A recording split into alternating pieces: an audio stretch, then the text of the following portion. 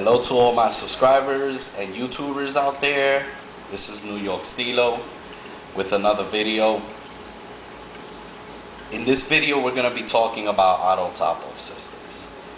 Now we're going to be discussing this unit here, which is the one that I use. We're also going to be discussing in this video the importance of keeping a constant water level in your aquarium.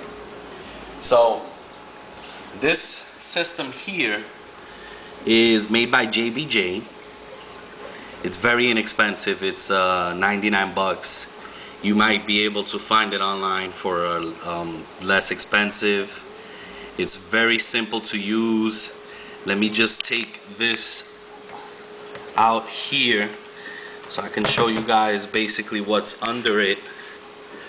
Now let's look at the bottom of this. This is very easy to use. The way it works is very simple. It's got these two switches here, one on the top, one on the bottom. One of these switches is going into your sump. When the water level drops in your sump, it sends a signal to the computer and the computer turns on your pump. Your pump is basically this power cord here connected to this outlet, which is built into the auto top-off system computer. This cord here, of course, is just a power cord. The bottom sensor is what goes into your container where you have the stored water. Now, in my system, I use a fairly large container. This is a 20-gallon white container. I like to use white because it is safe for your aquarium. Sometimes some of these containers, they contain substances that will add phosphate to your tank. So it's important that you get a FDA approved for food and poultry type of container. So this large container gives me about, I would probably say close to a month that I don't have to worry about the level of water in my aquarium. So back to the switches. So this top switch here is connected to the sump. I've gone ahead and I've placed it on the first stage. This is the switch here. The way it works is it's got a float switch that when the water level drops in your sump, the float switch drops as well, gives a signal to the computer turns on the pump and fills the tank back up with water. So you can actually place this anywhere you want in your sump. Maintaining a constant water level is important for two major reasons. Reason number one, in a saltwater fish tank, we all know that in nature, salt water does not change in chemistry because of the large body of water. In our tanks, which is a smaller system, if the water evaporates, the salt stays behind. So the more the water evaporates, the higher the concentration of salinity in your tank. And we don't want that. We want to try to maintain a constant salinity in our system. Another major reason why it is important to keep the water level constant is because in marine systems we tend to use protein skimmers, and protein skimmers are very finicky when it comes to constant water levels. In order for them to work efficiently, some of these systems, protein skimmers, require you to have a constant water level. So we've established that this switch is the one that gives the computer the signal that the water level has dropped. The other switch, which is the bottom switch here, is connected to the inside of this container. Now let me just take this and let me show you guys what it looks like inside of the container. As you can see here, this container is it's not full at all. It's time for me to fill this up. Very important, make sure you fill it up with RODI water. Can't stress that enough. So this is the other switch here, which goes all the way down to the bottom. The purpose of this switch is that if the water level in this container drops to the level of the switch, it'll tell the computer not to turn on the pump.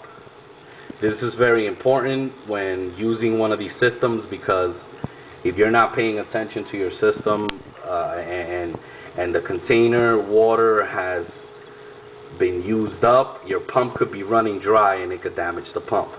So the pump that I use, very inexpensive. I got it for 35 bucks. I think maybe cheaper in Petland, is a Aqua Clear 50.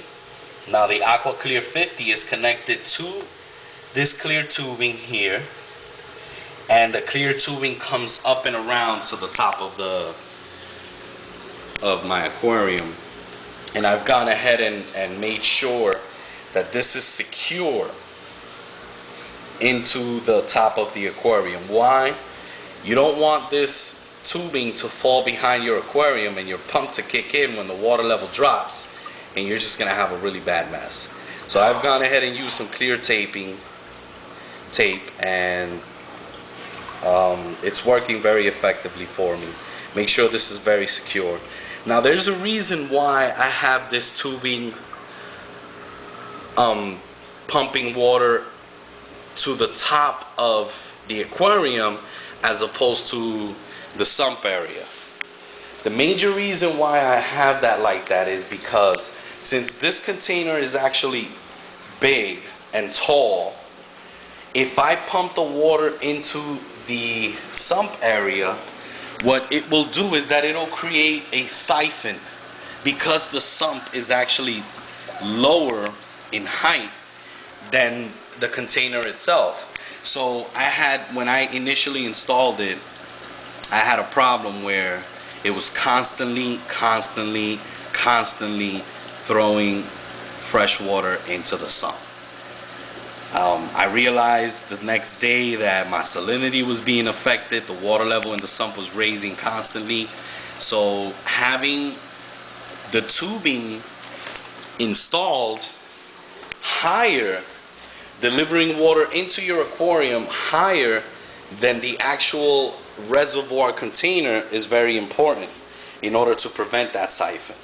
Now that it is actually higher, when the pump shuts off, the water drops in the tubing to the mid-level behind the tank, and it does not continue to throw some fresh water into the tank. So this does it for this part of the series. I hope this has helped you out. For those of you out there that don't know about this particular JBJ auto top-off system, highly recommend them. Stay tuned for my next videos. I'm going to be doing a video about pH, problems and solutions. I've had some problems with my pH in my system, and as you can see from my other videos, now that I look at my sump, I've actually trimmed some of this algae. This algae here, the Chaetomorpha, also known as spaghetti hair algae, was growing all the way up to here, and I've gone ahead and got rid of about half of it. We'll be doing another video on nitrates, problems and solutions. So stay tuned for my next videos. NewYorkSteelo signing out. Peace.